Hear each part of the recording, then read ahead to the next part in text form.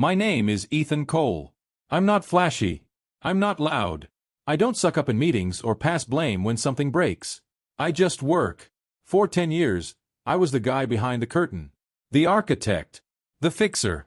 The name buried in version control logs and internal Slack threads. And I was fine with that. More than fine, actually. I loved being the one who made it all run. I built the infrastructure that scaled the company from Series A to Series C. I refactored the legacy billing system from scratch when no one else even wanted to touch it. I stayed on calls past midnight with Tokyo, translated our API documentation into Japanese myself because the client was struggling. Not because anyone asked me to, but because I believed in what we were building. And I thought, foolishly, that maybe one day, that quiet consistency would mean something. Until Jared showed up.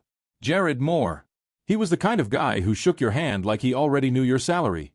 Always had some shiny startup name to drop into conversation like a party trick. Talked about culture, but never stayed long enough to build one. He'd only been in the building for 3 days when he cornered me at the espresso machine and said, "Heard you're the wizard around here. I'm hoping to learn a lot from you." He smiled like we were already old friends. I gave him a nod and walked away. He was hired as product strategy consultant. Temporary. Contract. The kind of role they give to someone with an MBA and no idea how the platform works. He sat in on our sprint retros, asked vague questions, used terms like synergistic optimization and value mapping. None of the engineers liked him, but leadership did. He knew exactly which meetings to crash and who to compliment in front of whom. It didn't take him long to figure out who made decisions and who just implemented them. 3 weeks in, he asked to collaborate on a pitch deck for the new logistics client. "Just need your technical insight, man. You're the brain, I'll do the polish." Sure. Why not? I spent 2 nights drafting diagrams, writing scalability scenarios, even mock interfacing with the client's API based on the initial docs. I sent it to him. Told him I'd walk him through it in the morning. He never replied. The next day, I found out he presented the deck, my deck, to the executive team before I even got into the office. He didn't even change the color scheme. He just slapped his name on the title slide, added 1 quote from Gartner, and took credit. The CTO stopped by my desk later that day. That presentation was great. I didn't know Jared had that kind of technical range. I forced a smile. Yeah, impressive. I told myself it was a one-off. That maybe he just got too excited. That he'd circle back and give me credit later. He didn't. A week passed. Then 2. Then a month. Suddenly Jared was looped in on every product strategy discussion. He started joining our client calls. He'd repeat something I said 15 minutes earlier, louder, flashier, and the client would nod like it was gospel. I became invisible inside the company I helped build. Until one morning, an email landed in my inbox. Excited to announce Jared Moore as our new VP of Strategic Product Delivery. I read the line 3 times. VP. Of a department that didn't exist a month ago. A department he built on top of my work. With my words. My architecture. My clients. They even gave him my direct reports. Half my team reassigned overnight. The worst part? He gave a speech at the announcement town hall. This company is what it is because of innovation and bold execution. We can't be afraid to reinvent ourselves, even if it means rewriting the old rules. Everyone clapped. Even some of my team. They didn't look at me. Didn't ask questions. They just followed momentum. Because that's what people do when they're not sure where to stand. That night, I sat in the dark with a bottle of scotch I'd been saving for my next big win. I didn't rage. Didn't cry. Didn't text anyone. I opened my work drive. Searched for an old folder I hadn't touched in years. It was labeled Contingency. People steal credit. And it wasn't empty. Not even close. Because I had learned from watching others fall. And I had been documenting everything. Quietly. Patiently. Exactly for this moment. And now, it was time to use it. The first thing I did was nothing. No angry email. No confrontation. No passive-aggressive Slack message. Just silence. The kind of silence that makes people nervous. The kind that makes them wonder what you know. And how much of it you're keeping to yourself. Because silence is power when you use it with precision. I wasn't angry. I wasn't heartbroken. I was documenting. 3 years ago, I had a colleague named Alina. She was bright, quick, the kind of engineer who caught system logic errors on instinct. She got run over by a PM who slowly began using her solutions in leadership meetings, never once crediting her. When she finally spoke up, she was labeled difficult to collaborate with. She was gone within a month. That stuck with me, because I saw myself in her. So I made a folder. Encrypted. Archived. Hidden deep inside a drive only I could access. I labeled it Contingency. Credit theft. It wasn't just a joke or a coping mechanism. It was a real system. A habit. Anytime I delivered something meaningful, client-side logic, core schema optimizations, pipeline designs, I saved proof. Screenshots. Code diffs. Audio logs from dev stand-ups. Even calendar invites. Anything that could show not just what I did, but when I did it. And now, it was time to expand that folder. I spent the next 2 weeks working late, not for the company, but for myself. I exported project plans from Notion, downloaded version histories from GitHub, tracked Jared's edits to our shared decks and noted the original slide authors. He was sloppy. I wasn't. Some slides he copied still had my initials in the file name. Some code snippets were literally my own comments, copied into a presentation without context. It wasn't illegal, but it was calculated. And more importantly, it was provable. I wasn't just building a timeline. I was creating a case. At work I was neutral. Nodded during meetings. Contributed just enough. I didn't let him see the change. Because that's the mistake people make when they've been betrayed. They show it. They lash out. They confront too early. I wasn't going to confront Jared. I was going to collapse him. Then the shift began. One client emailed me directly. Just wanted to clarify a few things from the last roadmap discussion. You're still overseeing the architecture, right? That single sentence told me everything. They were confused. They weren't sold on Jared. I replied, brief, neutral, CC'd him. Didn't step on toes. Just reminded people who built the house they were standing in. He noticed. Started scheduling emergency syncs. Tried to align messaging. Even pinged me with things like, "Hey Ethan, can you double confirm the logic on that failover layer before we pitch this?" I did. With full technical notes and a bullet point summary. Sent as a PDF. Watermarked with my name. The credibility breach came next. At the quarterly product summit, Jared presented our future platform migration roadmap. Half the room was impressed. Until slide 8. Slide 8 was mine. Not just in concept. In design. In layout. In error. There was a typo in the footer, deployment, instead of deployment. I had never corrected it in the original draft, and he hadn't even noticed. A junior PM messaged me afterward. "Didn't you show that to us months ago?" I didn't answer directly. I sent her the original file with a timestamp and said, "Just good to keep records." She got the message. I began assembling a list of people who knew, people who had been silenced, engineers who'd left quietly, frustrated, old co-workers who remembered the early years. I scheduled off-the-record coffee chats. Not dramatic ones. Just enough to let them know I remembered, and I was building something. Then I called Elena Torres. She used to work in compliance. Now a forensic consultant who specialized in leadership misconduct and IP misappropriation. We met in a corner booth at a quiet cafe on a Sunday morning. I handed her a flash drive. She plugged it into her tablet, reviewed a few files, then looked up and said, "You're not just venting. You're gathering evidence." I nodded. "I don't want a public war. I want a clean execution." She raised an eyebrow. "Do you want to expose him? Or replace him?" "Both," I said. It started with coffee. Not a pitch. Not a deck. Just two former colleagues sitting at an outdoor table at a place we used to joke had engineer fuel instead of espresso. Her name was Nadia. She was one of the sharpest product managers I'd ever worked with. She left 6 months ago, shortly after Jared started circling her projects like a vulture. She didn't tell me much back then. Just said, "I'm tired of defending my work to people who don't understand it." Now, across the table, she looked at me like someone who'd seen a familiar shadow return. "What are you building?" she asked. I smiled. "Nothing public. Nothing loud. But it's real. And I need people I trust." She took a sip of her coffee, then nodded. "I'm in." Just like that. No contracts. No promises. Just alignment. That was all I needed. Over the next few weeks, I reached out to more people. Some were still at the company, quietly miserable. Others had already left, drifting from role to role, looking for the kind of leadership that didn't steal from them. I didn't send job offers. Didn't write vision statements. I just asked, do you want to build something that actually works, with people who actually care? The answers were fast. A few people didn't even wait for details. If you're leading it, I'm there. Honestly, I've been waiting for this call. Tell me when. I've already packed my things. It wasn't about money. It was about trust. And when people are stripped of that for too long, they don't need a pitch. They just need direction. We called it Second Build. No logo. No investors. Just a name and a mission. Build what should have been built the first time, without ego. A Slack group. A shared Notion doc. A Figma board. That was our headquarters.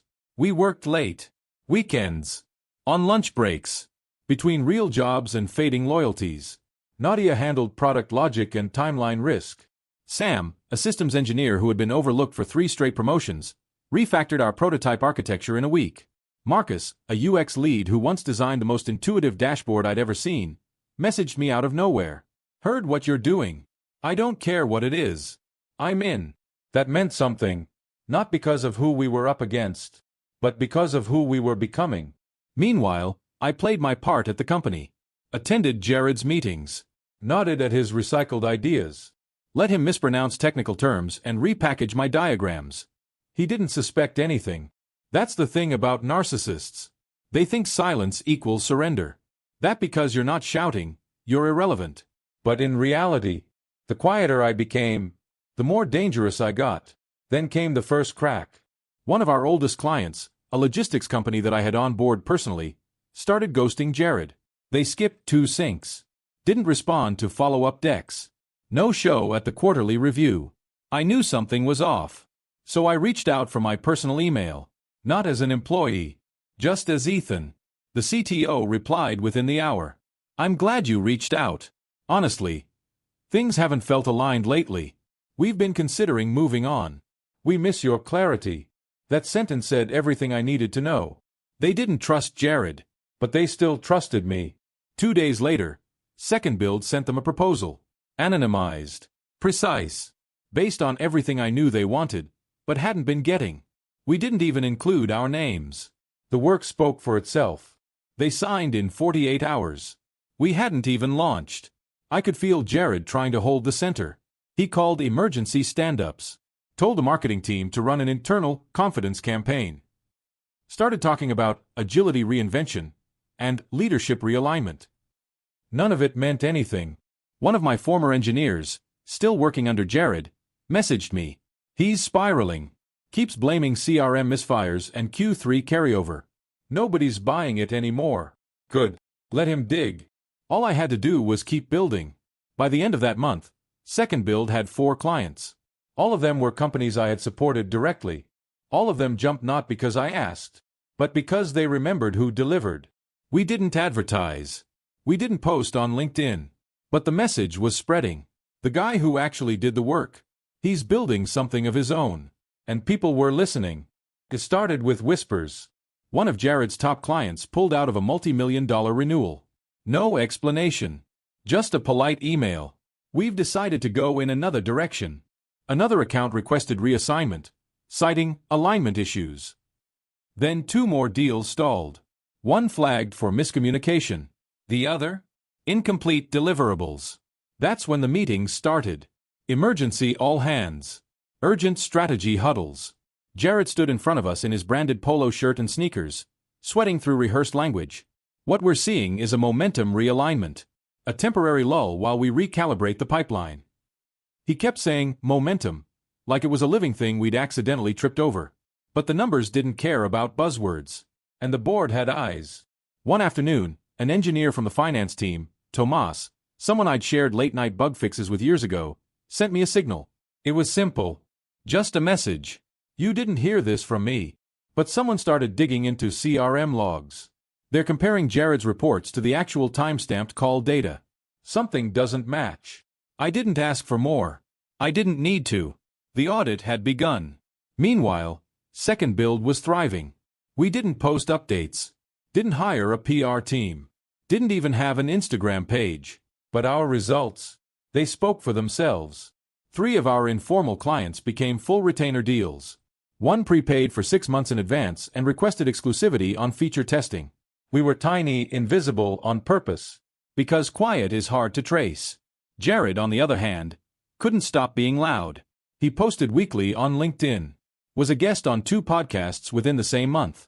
Spoke at a small tech leadership conference in Austin where he introduced himself as the guy who built our product strategy from the ground up. One of the slides in his deck? It was mine. The same graphic I'd presented to engineering in a closed sprint review 2 years earlier. He hadn't even changed the file name. I didn't post anything. Didn't even click like. But someone else did. An anonymous account replied to the post. Didn't Ethan Cole build that system you're showcasing?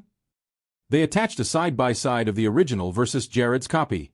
It got likes, then retweets, then threads, and then my inbox lit up. Old clients, former co-workers, even competitors. Are you coming back? Heard you're building something. Can we talk? But the message that mattered most came from someone unexpected. Ethan, off the record. We need to meet. It was a board member. Not just any board member. Harold Briggs. One of the original investors. The one who once told me over whiskey that I was the most undermarketed genius he'd ever funded. We met at a quiet sushi spot on a Tuesday. No suits. No lawyers. Just chopsticks and exhaustion. He didn't waste time. You're building something. I don't want to know the details. But I can tell you, we're watching Jared closely. This isn't about missed revenue anymore. It's misrepresentation. I nodded. Let him talk. What do you want? He finally asked.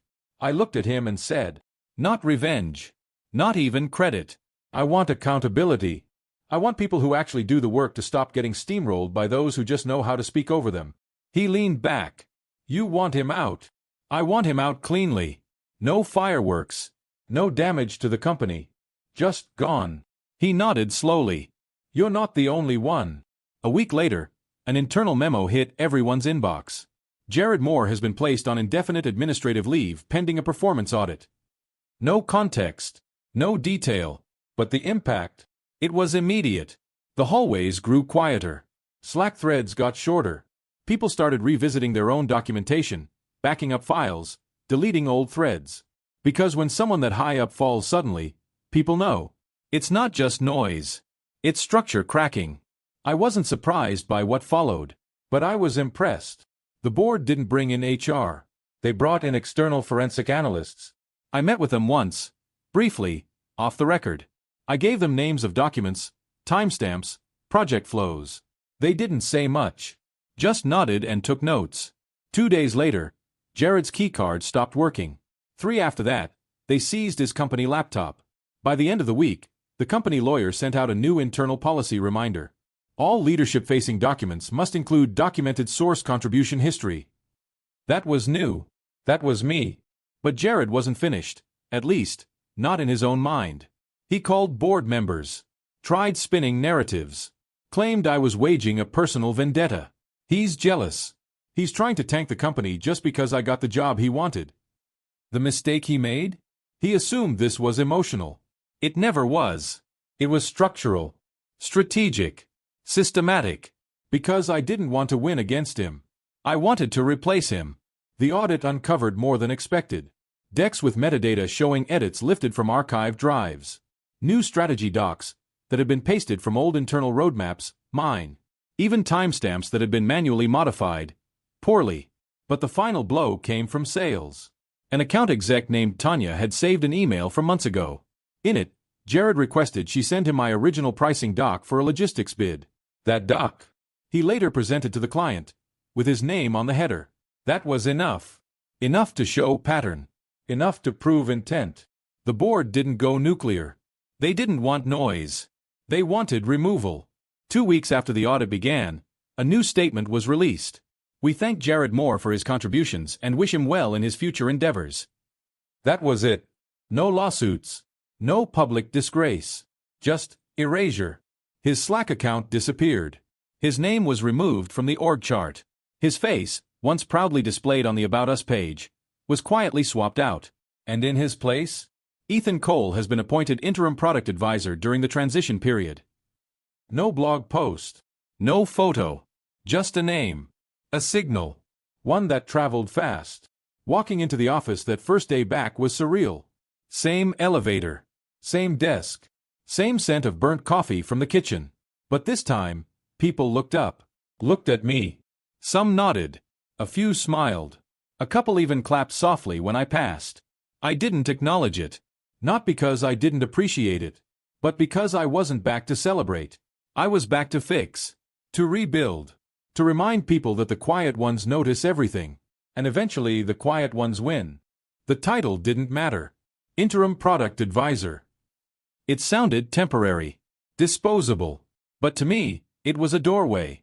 I didn't want the spotlight. Didn't want corner offices or executive assistants. I wanted control. Not over people, but over the culture we'd lost. Because somewhere along the way, we traded competence for charisma, process for politics, truth for style. I'd watched good people burn out and fade away because they weren't loud enough to be heard in rooms full of shallow confidence. Not anymore. The first thing I did was simple. I reopened the door to Second Build, the shadow team that had helped keep my sanity intact when everything else was falling apart. I brought them in officially.